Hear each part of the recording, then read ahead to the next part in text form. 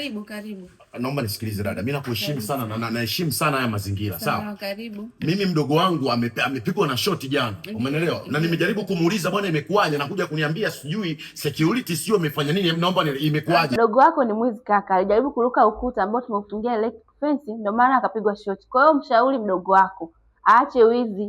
Kwa sababu yule alikuja kwetu kulalamika kwamba wanamwibia mali zake na kwa sababu wanatumia kuruka ukuta ikabidi tumwekee huo uzio wa umeme. Sasa ni michongo gani ambayo tunaleteana? Ni mambo gani ambayo tunafanyiana? Yaani sisi kaka tunafanya hivi, tunaweka ulinzi kwenye nyumba za watu. Kwa hiyo sisi hiyo inaonekana ni electric fence ambayo ni uzio wa umeme tulimwekea mteja wetu.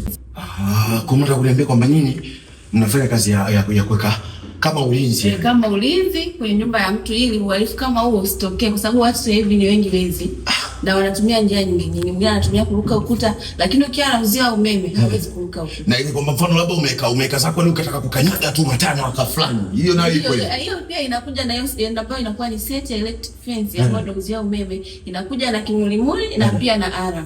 Ina maana atakapojaribu kukata alamu itasikika na kimulimuli kitawaka.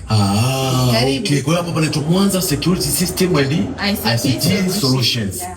Lakini pia tulimfungia na CCTV camera. Ina maana kila tukio linalotaka kutokea pale lazima ataona. Inaonekana mdogo wako pia alionekana kwenye CCTV camera.